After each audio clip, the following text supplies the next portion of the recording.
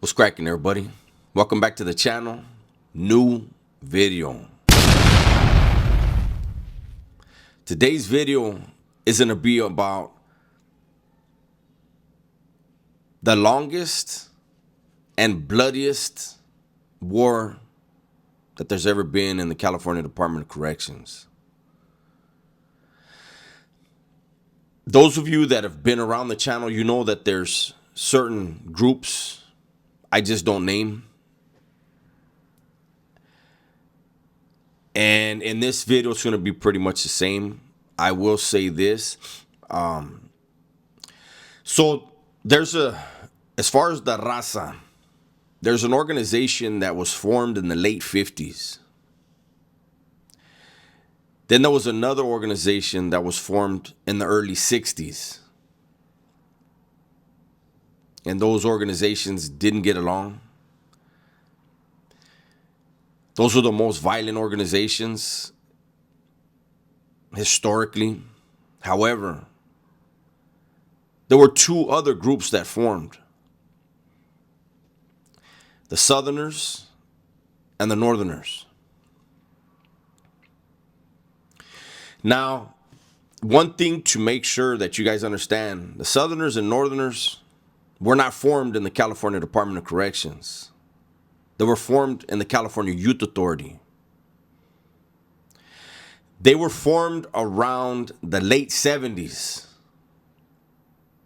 And they entered the California Department of Corrections when there was a bunch of dudes that were moved from California Youth Authority into the California Department of Corrections. I had a cellie of mine tell me a story about the first time they ever saw a Southerner. He was in San Quentin, and this guy pulls up. He goes to the yard. He's still a youngster, but he's an adult, obviously. But to them, he was just some youngster, and he had a blue bandana hanging out of his back pocket. And nobody knew what that meant.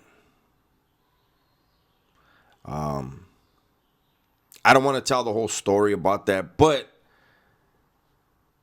he was asked a question, and he had that YA mentality, that YA attitude, so he responded in a way that isn't how you respond in the California Department of Corrections. Damn near lost his life on the spot, but the legend that was questioning what that blue bandana meant told everybody to wait a minute and then let him know who he was and what he was a part of. And the guy was told to put that in his pocket and respect where he was, basically, in a nice way. I'm saying it in a nice way. Next thing you know, there was some Northerners on the yard. And so the groups that were in place wanted to know, who are these vatos? How much heart do they really have? And so they were tested. And that's how the Southerners and Northerners were formed. In the California Youth Authority, they went into California Department of Corrections. And, later there was sides picked, we'll say, right? Now, to me, I say that it was the deadliest and the bloodiest war is because the other two groups, the one that formed in the 50s and the one that formed in the 60s, they were, for the most part, segregated from each other. When they ran into each other, there were skirmishes. But the CDC did its best to try to keep them separate. The Southerners and Northerners have had access to each other since the 70s, late 70s. Now, something that I want to make completely clear is this, and I've said it in lives when I've been asked. I've been on several yards with Northerners. And for those that want to make it seem as if it was just all out on site, then you don't have an understanding of what prison really is. It's like someone the other day, when I made a video and I talked about people behind the walls being able to take care of their families from behind the walls. And the dude couldn't comprehend it. I guess in a way that's a good thing. That he's so square that he doesn't really know what goes on in prison. Unfortunately, there's a lot of men and women that know what the number one priority is in prison. Now, there are other groups in prison. Besides the raza, you have the Crips and Bloods. You have the Crips and Kumis. The Crips and one of the other organizations for the blacks. And they had their skirmishes. But I can say, in all my years in California Department of Corrections, I remember it was the Crips and the Kumis. It was over a football game. Big old riot on the yard. These guys were wearing their football stuff, but then, their homies came and got involved. And I believe there was 2 incidents, and then it died down. Second time I was in New Folsom, same thing. The Crips and Kumis. While I was in the hole in New Folsom, the Crips and Bloods got into it in New Folsom. But for the most part, the black factions didn't exchange assaults and stabbings the way other groups do. They're more, believe me, they've had incidents, but it wasn't the same, right? Where when the raza get into it, whether it's north-south, north bulldog, south bulldog, it's going to be knife play. There are going to be shots fired. I've been places where the northerners were, and like when I was in New Folsom the first time, there were northerners on the yard. There was an incident, I've told the story, over a weight pile, and the northerners and blacks almost got into it. The southerners went down there and made it clear that if anything happened between the blacks and the northerners, the southerners were going to get involved.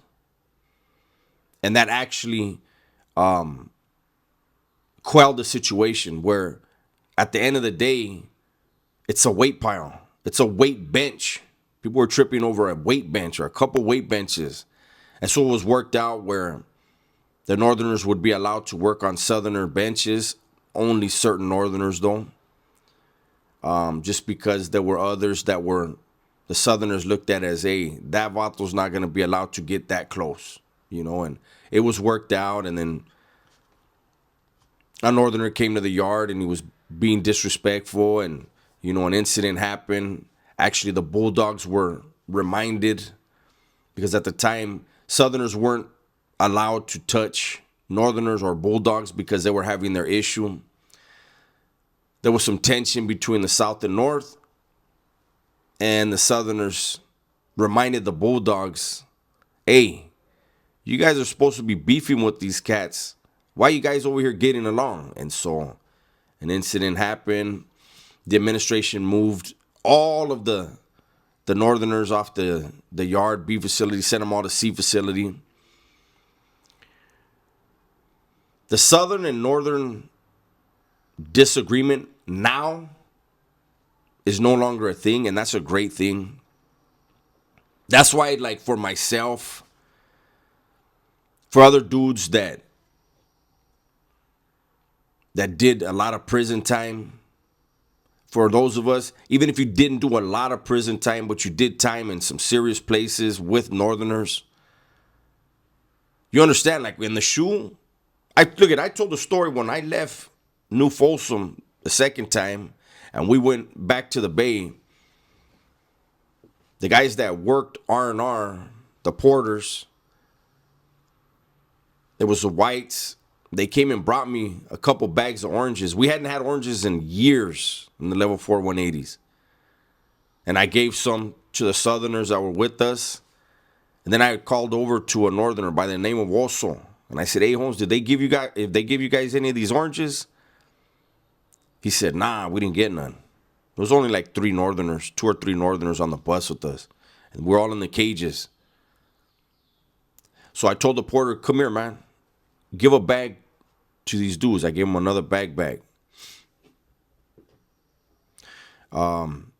Being in the shoe around Northerners, it's all respect.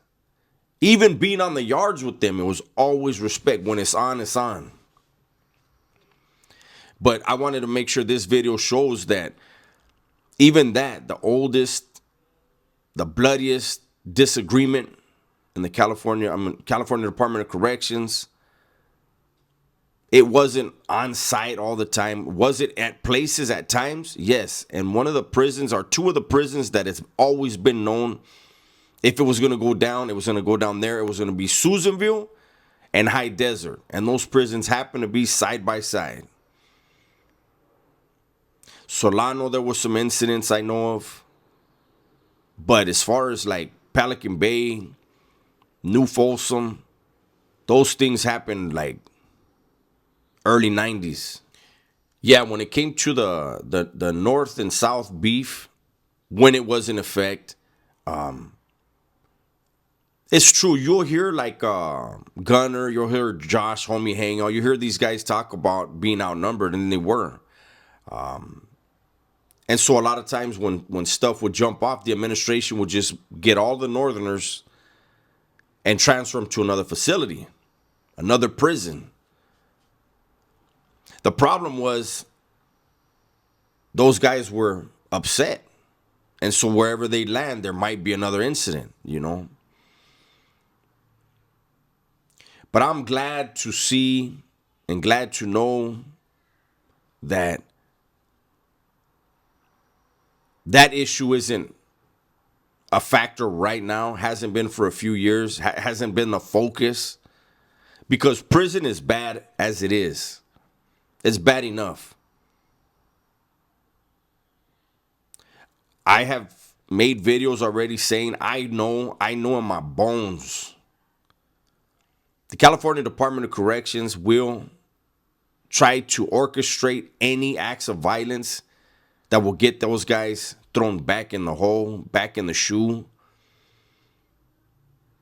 So when we see, when we had these dummies that when Tory Lanez got hit, couldn't figure out off the top, it's one-on-one, that yard is not a GP yard, right? And they were calling for retaliation, that, this group has to attack that group. It just cracked me up because it's like these dudes obviously never been nowhere. Those guys in there, if they start going back to the racial stuff, and what I mean by racial stuff, meaning war between black and brown, war between white and black, that's going to be exactly what the CDC wants, man. So cooler heads are always going to prevail in there. If there's something that goes all out like that in there, that means there was a fundamental breakdown in communication. That's all it was. In my years in the California Department of Corrections, the only time there was war was when there was a lack of communication. I remember I used to tell dudes when I had to interact with blacks that were shot callers for their groups, I would make it clear to them, look, as long as you and I have communication that we can trust, we're going to all make money here. As soon as there's a breakdown in communication, and I feel I can't trust you, or you feel you can't trust me when I tell you, hey, Holmes, we're going to take care of this, hey, boom, and you tell me, hey, we got this, don't trip. Once we lose that, then it's going to go all bad. So I'm glad that we don't hear about the interracial wars, riots in the California Department of Corrections. I know people are like, man, a lot of people are getting killed and this and that. Well, prison is prison, man. That's never going to stop. It'll be what it'll be. And that's the way that world functions. But anyways, that's my video for today, man. Hopefully you guys enjoyed it. Everybody, please be safe, be smart, and tell the ones you love that you love them, man. I'm out of here.